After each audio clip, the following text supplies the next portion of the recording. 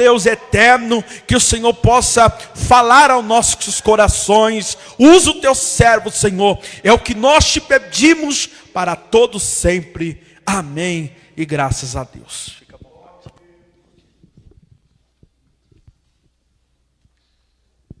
Queridos e amados irmãos, a paz do Senhor, a todos quanto nos ouvem, que assistem através da transmissão, aí na sua casa, no seu trabalho, onde assim você estiver, também transmito a minha saudação de paz a todos os irmãos. Bem, gostaria de aproveitar aqueles que estão aqui na igreja, estão sobre seus pés, você que tem aí uma Bíblia em suas mãos, quero convidá-lo, você, a abrir junto comigo no livro dos Atos dos Apóstolos. O capítulo é o de número 9. Nós vamos ler o versículo de número 1 até o versículo de número 15. A leitura será um pouco extensa, mas será necessário para nós fazemos uso da palavra do Senhor. Atos, capítulo de número 9, a partir do versículo de número 1. É um texto muito simples, irmãos, uma palavra muito simples que Deus colocou em meu coração para compartilhar com o seu povo e com sua igreja nesta noite. Todos quanto encontraram, confirme dizendo amém. Diz assim a palavra do Senhor. E Saulo, respirando ainda ameaças e mortes contra os discípulos do Senhor, dirigiu-se ao sumo sacerdote e pediu-lhes cartas para Damasco, para sinagogas, a fim de que se encontrasse alguns daquela seita, quer homens, quer mulheres, os conduzissem preso a Jerusalém. Indo no caminho, aconteceu que, chegando perto de Damasco, subitamente o cercou um resplendor de luz do céu, e caindo em terra, ouviu uma voz que lhe dizia: Saulo, Saulo, por que me persegues? E ele disse: Quem és, Senhor? E disse o Senhor: Eu sou Jesus, a quem tu persegues. Duro é para ti recalcitrar contra os aguilhões. E ele, tremendo e atônito, disse: Senhor, que queres que faça? E disse-lhe o Senhor: Levanta-te e entra na cidade, e lá te será dito o que te convém fazer. E os varões que iam com ele pararam espantados, ouvindo a voz, mas não vendo ninguém. E Saulo levantou-se da terra e, abrindo os olhos, não via ninguém. E guiando-o pela mão, o conduziram a Damasco.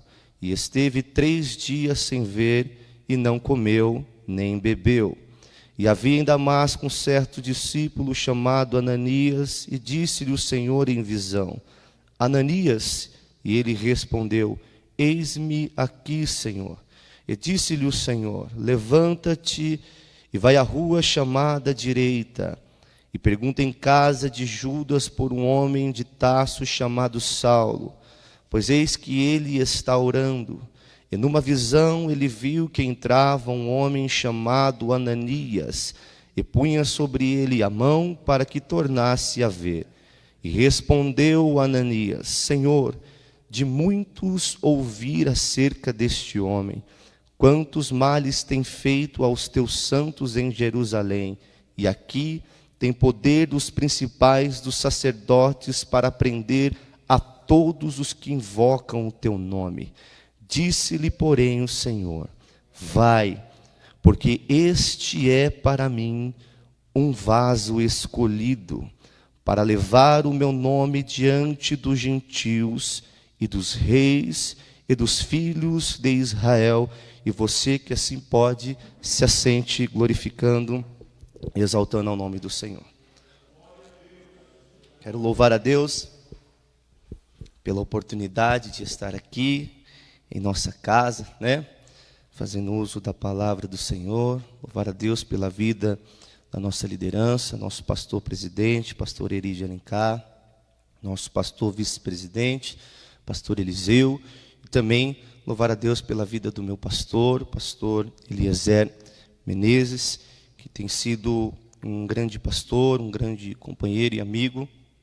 Nesse momento aí de pandemia, Deus tem usado o servo do Senhor para abençoar as suas ovelhinhas, né? A minha casa, a minha família é grato pelo cuidado que o Senhor tem por todos nós. Quero louvar a Deus também aqui pela vida do Joel, pela liderança dos varões, pastor Sena, todos quantos estão aqui, pastora Michele. Deus abençoe a todos em nome de Jesus. Também não posso deixar de agradecer a Deus pela vida da minha pequena tribo, né? Minha esposa que está assistindo essa transmissão ao vivo, lá em casa, com a nossa bebê. E também eu acredito que hoje nós vamos bater o recorde de visualizações, irmãos, aí pela internet. Porque se cada um dos meus filhos tiver assistido com um aparelho de celular, né, vai bombar de visualizações, em nome do Senhor Jesus. Estão assistindo, eles foram viajar, vai fazer 3 semanas que estão no interior com a minha irmã, mas estão lá também assistindo e transmito a minha saudação de paz para todos eles. Amém? Irmãos, esse texto que nós lemos, assim que o pastor Eliezer, ele entrou em contato comigo, o Senhor, ele fez arder essa palavra, muito simples, mas o Senhor queimou e ardeu essa palavra em meu coração. E antes de nós chegarmos aqui nos versículos em que nós lemos, vamos voltar rapidamente um pouquinho na história, 2 capítulos apenas atrás. O texto aqui vai falar sobre a conversão de Saulo. Nós sabemos que a história diz que Saulo ele nasceu no ano 1º, na cidade de Tarso, capital da Cilícia, que ficava situada ali nas províncias romanas. Também Saulo ele era um judeu procedente da tribo de Benjamim. Um fato curioso é que o primeiro surgimento, né, a primeira aparição de Paulo ou de Saulo dentro da Bíblia está registrado lá no capítulo de número 7, nos versículos a seguir. Na ocasião ali nós vamos ver no contexto o mártir, né, numa morte por apedrejamento de um diácono cheio do Espírito Santo por nome de Estevão. E no momento em que Estevão estava ali sendo apedrejado, teve a visão de ver o Senhor Jesus em pé ao lado do Pai. Nessa ocasião, pegaram as vestes de Estevão e depositaram aos pés desse jovem fariseu por nome de Saulo, que a partir daquele instante despertou um ódio em perseguir todos aqueles que pregavam, que falavam do nome de Jesus. Nós vamos observar também, a partir do capítulo de número 8, que Saulo, a igreja primitiva, sofria naquela época uma intensa perseguição. Principalmente era perseguido pelos fanáticos e pelos religiosos, que não suportavam a pregação do Evangelho e acreditavam que aqueles que anunciavam o nome de Cristo era uma seita que estavam se levantando. E a Bíblia vai nos dizer que essas perseguições, por muitas das vezes, ela foi liderada por Saulo, ao ponto que a própria palavra vai dizer que Saulo ele arrastava homens e mulheres para as prisões. Alguns historiadores também dizem que muitos morreram por não negarem a sua fé em Cristo Jesus. Saulo açoitou muitos crentes, perseguia de uma forma muito cruel qualquer um que pregasse o nome de Jesus. Saulo tinha um ódio no coração contra a igreja do Senhor. Saulo tinha um ódio no coração contra qualquer um que pregasse o nome de Jesus Cristo. A perseguição em que a igreja primitiva sofria, naquela época, era muito intensa, era muito feroz. Os religiosos tinham um apetite devastador de destruir a igreja do Senhor Jesus Cristo. Mas, se nós observarmos na palavra do Senhor, nós vamos ver que aonde havia um ponto de perseguição contra a igreja do Senhor Jesus, aonde o povo de Deus se reunia para cultuar, para adorar, para buscar a presença do Senhor, e nesse ponto ali, se havia perseguição, a Bíblia diz que o povo se dispersava, ou seja, se espalhava para cidades vizinhas, e algo bom diante a esse momento de perseguição da igreja primitiva acontecia que quando havia essa perseguição e o povo se deslocava para cidades vizinhas, ali os remanescentes, os fiéis ao nome do Senhor, aqueles que não tinham medo da perseguição religiosa, pregavam e anunciavam o nome de Jesus, e outras vidas eram alcançadas e agregavam-se ao reino de Deus, e o nome do Senhor ia sendo glorificado na face da terra. Então observe aqui, a primeira observação havia uma intensa perseguição contra a igreja de Jesus, mas mesmo havendo uma intensa perseguição, a igreja não deixou de crescer, a igreja não deixou de prosperar, e vidas continuaram sendo resgatadas das mãos do adversário e sendo libertas e salvas pelo nome de Jesus Cristo. Aonde havia perseguição, também havia salvação e crescimento do reino de Deus. Quando nós olhamos aqui para isso, logo nós vemos que não é diferente dos dias de hoje. Somos perseguidos, caluniados por um sistema e até mesmo pelas opressões malignas, porque a perseguição vai sempre nos acompanhar, sempre vai lutar contra a igreja do Senhor, e isso é fato. O povo de Deus sempre vai ser perseguido, e já não é de hoje, já não era da época da igreja primitiva. Há muito tempo atrás, se você lembrar, lá no livro do Êxodo, no capítulo de número 1, se não me falha a memória, no versículo 6 e 7, o texto vai dizer ali que o povo hebreu crescia muito, multiplicava muito, frutificava muito, e quando o faraó observou o crescimento, o povo multiplicando, o povo frutificando, faraó teve medo daquele povo se fazer uma aliança com outros povos, com outras nações, e acabar que subjugando os egípcios. Então, antes que isso acontecesse, faraó então levantou maiorais de tributos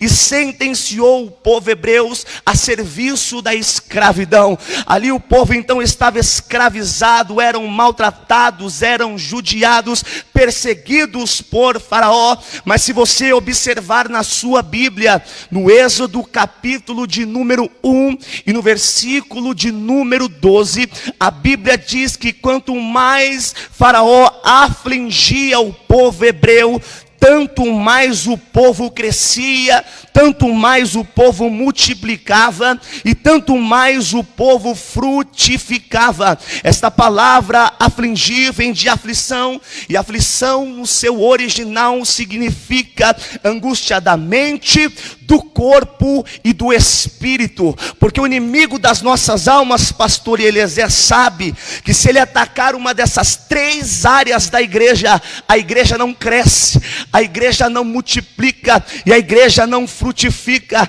Se o inimigo conseguir atacar o estado mental de um cristão com doenças psicológicas, psíquicas, psicomáticas, logo ele vai viver na dependência de psicólogos, psiquiatras, vai deixar de exercer a sua fé em Cristo, vai deixar de crer nos feitos do Senhor, e isso vai levá-lo a uma consequência, tanto morte física também como morte espiritual. A segundo ataque do adversário é sobre o corpo da igreja. Se ele atacar com doenças, com chagas, com pragas, até mesmo com pandemia, logo o povo vai ficar armazenado, guardado dentro de casa, sem forças para buscar a presença do Senhor, sem forças para orar, sem forças para se inclinar ao Deus Todo-Poderoso, e isso vai levar a uma consequência, morte espiritual. O adversário também, ele tem como propósito atacar a vida espiritual espiritual do crente. Numa live como essa, num culto como esse, ou qualquer culto que nós participamos,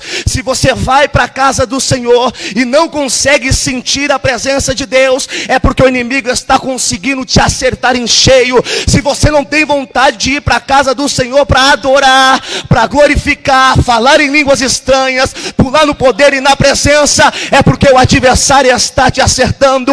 Mas quando nós vemos aqui a perseguição do adversário contra a igreja, isso também tem um lado positivo, porque o adversário nunca vai perseguir uma igreja que não está dando frutos. O adversário nunca vai perseguir um departamento que não cresce, uma igreja que não frutifica, um homem e uma mulher que não cresce na presença do Senhor. Se o inimigo tem te perseguido, se o inimigo tem te caluniado, se o inimigo tem tentado te afligir, é sinal que você está no caminho certo, é o sinal que você está fazendo para o Senhor, você está fazendo bem feito. Então continue, mesmo debaixo de perseguição, continue cantando, continue tocando, continue pregando, continue louvando, continue orando, porque Deus é contigo. A perseguição é fato, mas a perseguição não pode ser motivo para eu me desesperar e me afastar de Cristo. As lutas e as provas não podem me afastar do Senhor.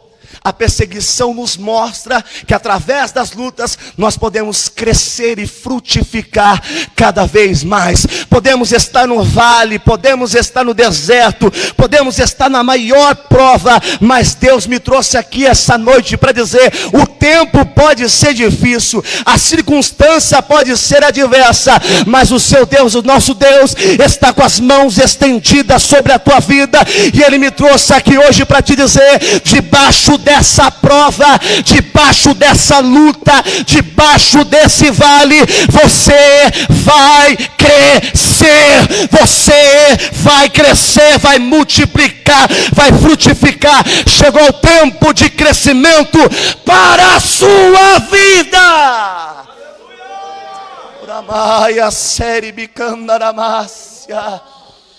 A igreja sempre foi perseguida. A igreja sempre será perseguida. A igreja continuará sendo perseguida até o dia em que o nosso Cristo voltar. Observe lá em Atos, o texto em que nós começamos a ler, no versículo de número 1 do capítulo 9. O texto começa dizendo que Saulo, ele respirando ainda ameaças e mortes contra os discípulos do Senhor. Logo quando nós vemos esse primeiro versículo, nós vemos o tipo de pessoa que Saulo era. O texto é enfático, Saulo ainda respirando ameaça. Irmãos, eu sei que é tanto quanto simples o que eu vou dizer e muito óbvio, mas nós, para nos sentirmos vivos, sou Érica, né? Cantora Érica, para nós nos sentirmos vivos, nós precisamos do oxigênio. Respiramos nos oxigênio para sobreviver, para andar, ou seja, para nos mantermos vivos. E da mesma forma, Paulo se sentia quando perseguia um crente. Para Paulo se sentir vivo, para Paulo se sentir homem, ele tinha que perseguir a igreja. Saulo não tinha outro objetivo. Saulo não tinha um outro hobby. O hobby de Saulo era maltratar a igreja, era machucar a igreja, era ferir a igreja, tanto que a sua obsessão para destruir a igreja era tão intensa que ele vai aproveitar a sua posição no Sinédrio, vai chegar diante dos principais das sinagogas em Jerusalém e vai pedir cartas contendo autoridades para que ele pudesse levar para as sinagogas que estavam em Damasco. E essas cartas continham autorização para que a mesma liberdade que Saulo tinha de prender os crentes em Jerusalém, ele pudesse trazer de Damasco para Jerusalém como prisioneiros. E aí então o texto vai dizer que quando Saulo está a caminho de Damasco, subitamente um resplendor de luz do céu o cerca, ele cai ao chão e uma voz ecoa de dentro daquela luz dizendo: Saulo, Saulo, por que tu me persegues? Saulo responde numa pergunta: quem é, Senhor, que fala comigo?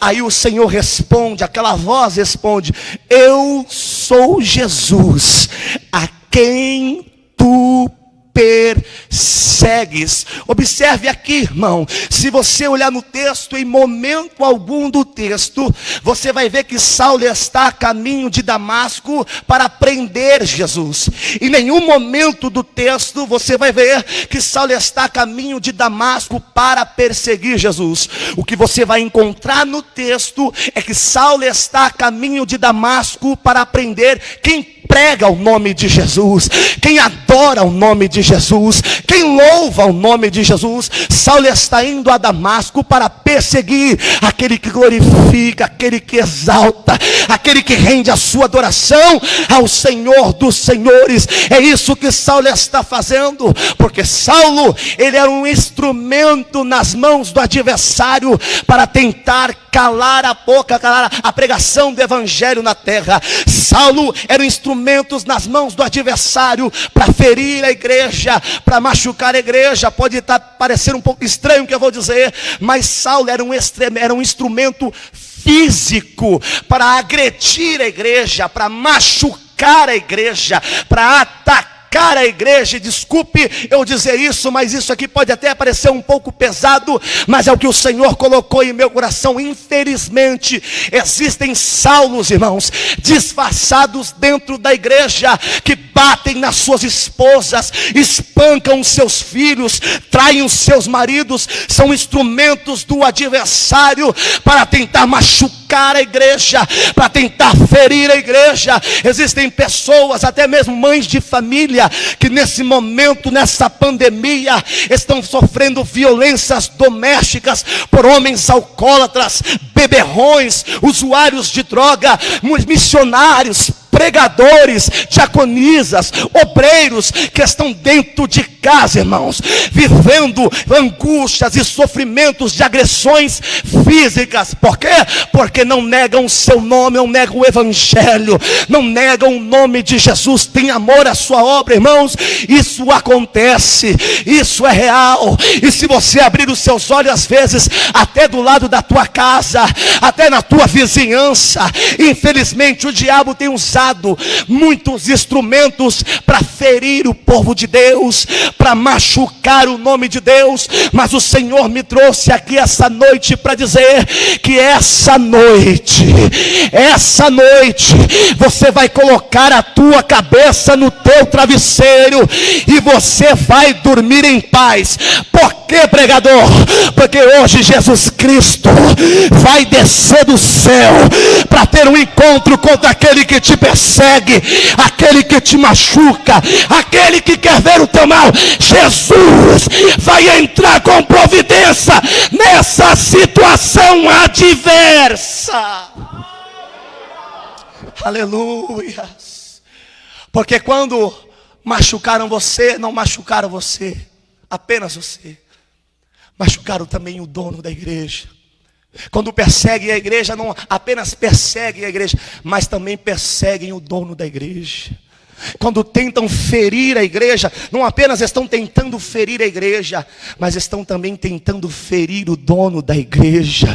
E eu nunca vi, pastor Joel, algum Saulo ficar de pé diante a presença do Senhor Jesus Cristo. Quando alguém se levanta contra a sua vida, está se levantando contra o Senhor. Então descansa o teu coração, porque assim diz o Senhor para a tua vida: eu estou indo visitar o Saulo que te persegue, eu estou indo visitar o Saulo que tem te ferido e machucado. E pasme você, mas manda dizer o Senhor: eu não vou matar o seu Saulo, não vou colocar no leito de uma UTI, não vou colocá-lo numa cadeira de roda, não, eu vou salvá-lo, transformá-lo, libertá-lo. E você vai para a casa do Senhor junto com quem te persegue, junto com quem vai fazer o mal contra você. Você vai cantar junto, vai adorar junto, vai pregar junto, vai louvar junto, vai cantar no departamento. Jesus hoje está descendo para resolver a tua história.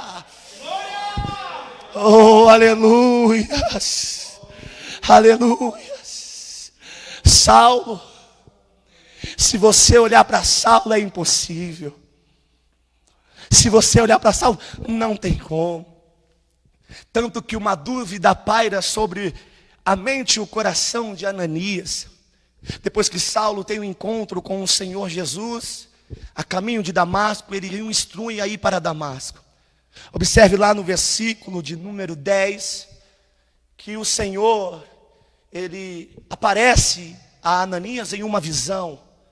E lá o Senhor diz para Ananias: Ananias, vai lá na rua direita, lá em Damasco, procura na casa de Judas, por um homem chamado Saulo, que é da cidade de Tarso. Ele está orando. Mostrei para ele através de uma visão, que o homem por nome de Ananias vinha sobre ele. Vinha sobre ele, colocava as mãos e ele voltava a enxergar. Irmãos, se nós olharmos o texto, não é um tanto quanto curioso como o Senhor Jesus foi detalhista para Ananias, para dizer aonde Saulo estava e para dizer o que Saulo estava fazendo.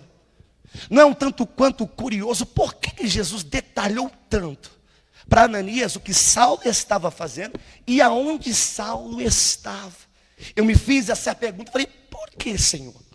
Por que o Senhor teve que usar detalhes minuciosos para Ananias, para dizer o que Saulo estava fazendo e aonde Saulo estava? E o Espírito Santo me respondeu assim: filho, leia o versículo de número 13 e 14.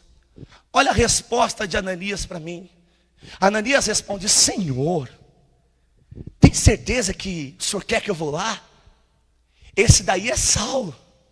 De muito eu já tenho ouvido falar dele, do quanto ele tem perseguido os teus santos, o quanto ele tem perseguido a sua igreja.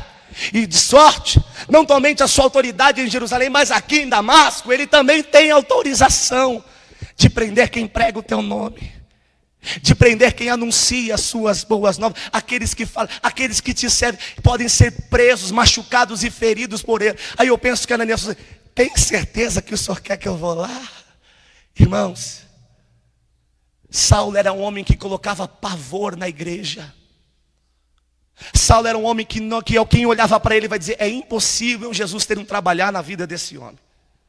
Saulo é o tipo de pessoa que você olha e diz assim: esse aí realmente não tem jeito. E nós, infelizmente, temos um comportamento como Ananias. Às vezes o nosso comportamento é o mesmo comportamento de Ananias. E às vezes as pessoas têm um comportamento de Ananias contra a nossa vida. Porque se nós olharmos para Saulo, nós vamos dizer: não tem jeito desse camarada não. Ele persegue a igreja, ele machuca a igreja, ele fere a igreja. Esse daí, eu imagino que passou na cabeça de Ananias: Senhor, esse homem é um fanático. Senhor, esse homem é um religioso. Senhor, esse homem é um perseguidor. Mas aí Jesus responde para Ananias: Ananias, vai, Ananias, porque para você ele pode ser um fanático, mas para mim ele é um vaso escolhido. Para você ele pode ser um religioso, mas para mim será um ganhador de almas. Para você ele pode ser um perseguidor da minha igreja, mas para mim vai ser pastor, vai ser cantor, vai ser pregador, vai ser missionário, vai ser líder. Para mim é vaso escolhido.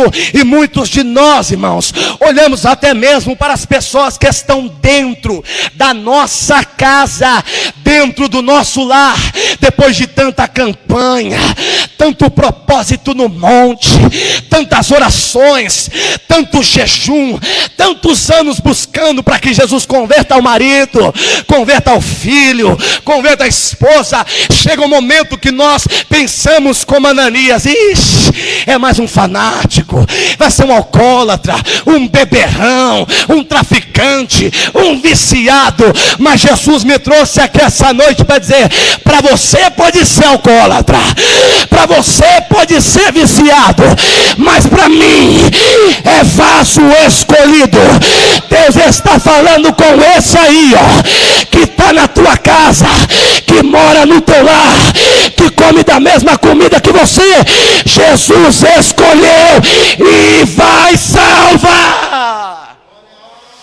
Oh, alamaia seribicandaramácia. Jesus vai salvar, porque Ele escolheu. Ele escolheu. E vamos ser sinceros, irmãos. Olha para você. Faça uma análise da sua vida. Quem era você? Quantas pessoas chegaram para você e te disseram: você não presta, você não vale nada, você vai morrer do mesmo jeito que a sua família, do mesmo jeito que teu pai, do mesmo jeito que teu tio. Dizem para você que você não vale nada. Quantas pessoas já não falaram isso de você? Mas o Senhor me trouxe aqui essa noite para te dizer: não importa o que falaram de você, não importa o que pensam de você, o que importa aqui é o que Jesus fala ao teu respeito, o que Jesus pensa ao teu respeito. E o Senhor me trouxe aqui para te dizer: levante a tua cabeça, porque você é um vaso escolhido, você é um instrumento nas mãos do Senhor, para salvar vidas, para transformar lares. Jesus te escolheu. Mas pregador, eu falo errado, eu leio errado.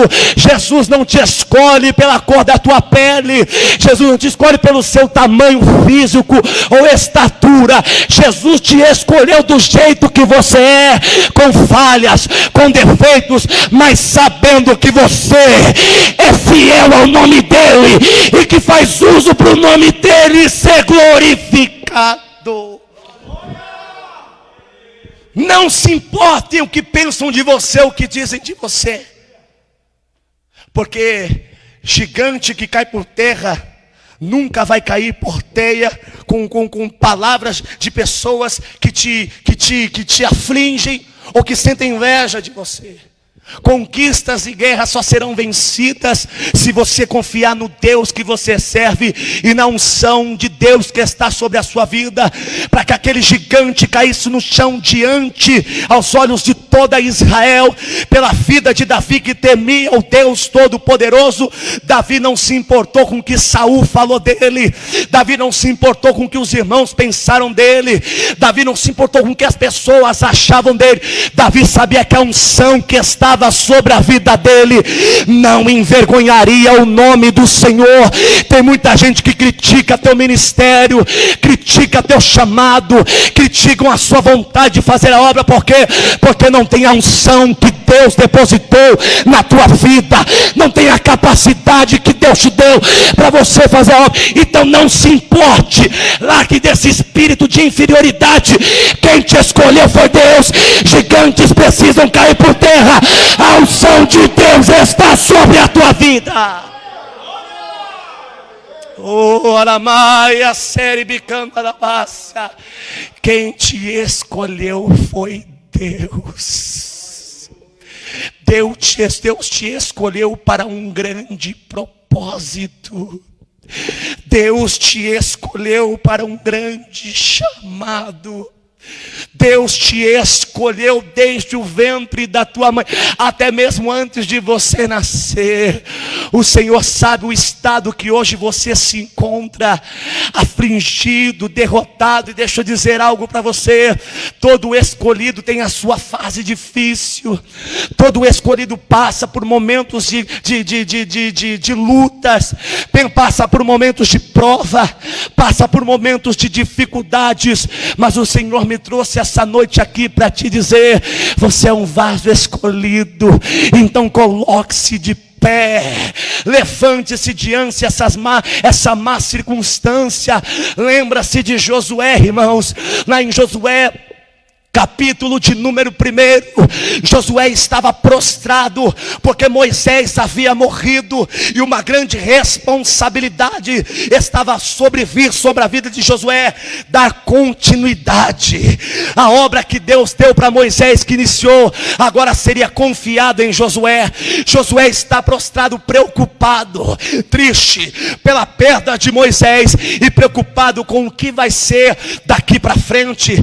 Mas observe que Deus vai chegar para Josué e vai dizer: ei Josué, levanta-te, tenha de bom ânimo, porque eu sou um Deus que serei contigo.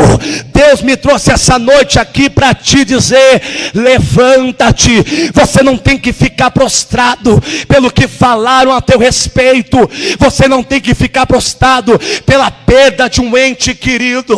Você não tem que ficar prostrado pela falta de dinheiro, até mesmo pela falta de mantimento.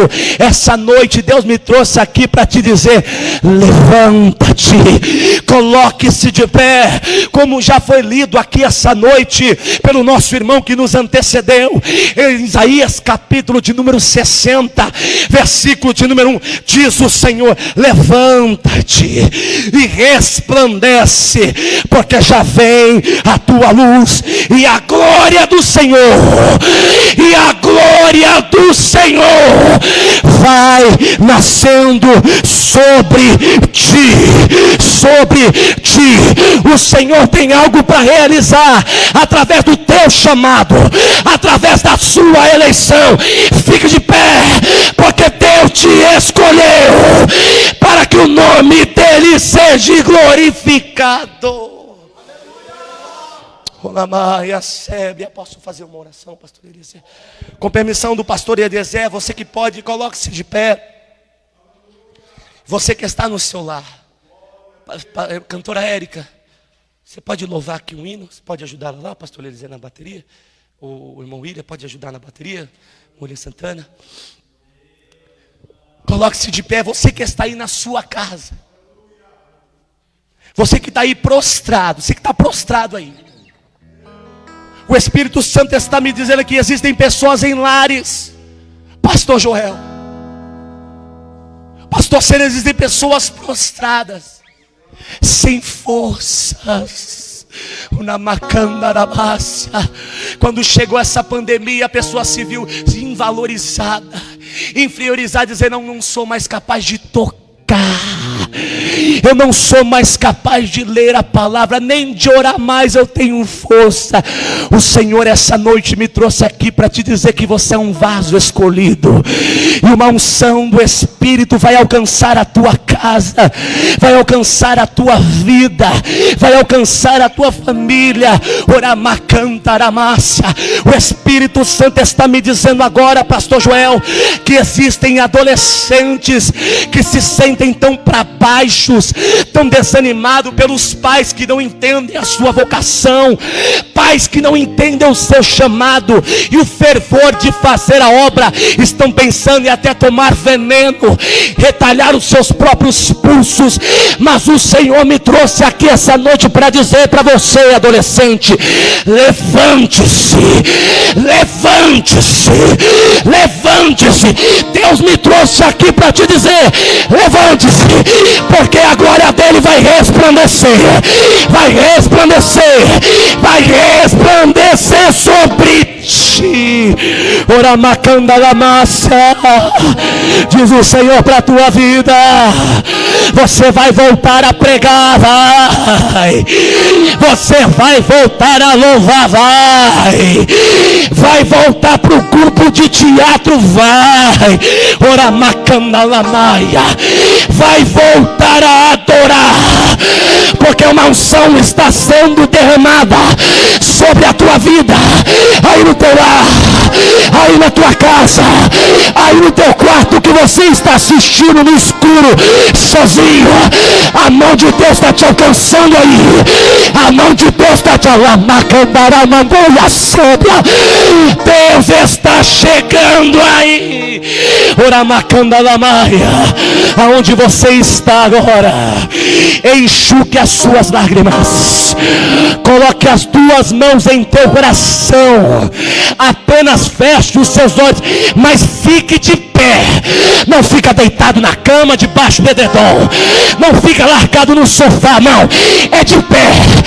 Fica de pé agora, porque diz o Senhor para a tua vida: tem ânimo, tem renovo chegando para os escolhidos, tem renovo chegando a Lamaria, oh Aramandoia Sébria. Com a mão no teu coração, pode louvar, enquanto a irmã Érica louva, a presença vai invadindo aí o teu lar. Deus no céu, a presença do Senhor está invadindo aí o teu lar. Oh Espírito, vai de encontro a essa vida agora, Senhor. Vai de encontro a esta alma agora. Pastor Sena, o Senhor está a caminho. O Senhor está a caminho. Urabacanta na massa. Deus está a caminho, pastora Michele. Deus está a caminho, pastor Eliezer. Deus está indo lá, William. Deus está indo lá. Deus está indo lá. Soberano e forte até o infinito. Receba ânimo, receba renovo. Ganha a luta sem lutar. Você é importante no reino. Vence a luta e faz cansar o inimigo. O Senhor te escolheu no meio de uma sociedade pecadora. Jeová, dentro dessa pandemia, Deus de vida e de vitória. Jeová, Deus de paz, Deus de glória. Jeová, vai mudar a sua história hoje aqui. Ele decidiu. Quando Deus quer fazer, ninguém pode parar. Quando manda a mensagem, faz profeta entregar, faz a nuvem descer, faz a água subir. E se ele soprar, faz o inferno responde. Ele sempre resolve sem ter reunião. Pega o homem sem Deus e derrama o som. E o seu braço é capaz de parar o trovão. Esse é o Deus dos deuses, meu irmão. Que as suas mãos se estendam agora sobre essa alma. Que as suas mãos se estendam agora sobre essa vida, sobre esse homem, sobre essa mulher. Eu profetizo, Senhor, que é uma unção de renovo, que a tua presença e a tua glória invade essa casa, invade esse lar, Senhor. Envia os dons de línguas estranhas, envia os dons do Espírito agora sobre essa família, sobre essa casa. Renova, renova. Receba renovo aí aonde você está agora. Receba renovo aonde você está agora. Receba em nome de Jeová, Deus de vida e de vitória. Jeová, Deus de paz, Deus de glória. Jeová, vai mudar a sua história hoje aqui. Deus já mudou, Ele já mudou a tua vida, a tua história. Ele já mudou. Quando Deus quer fazer, ninguém pode parar.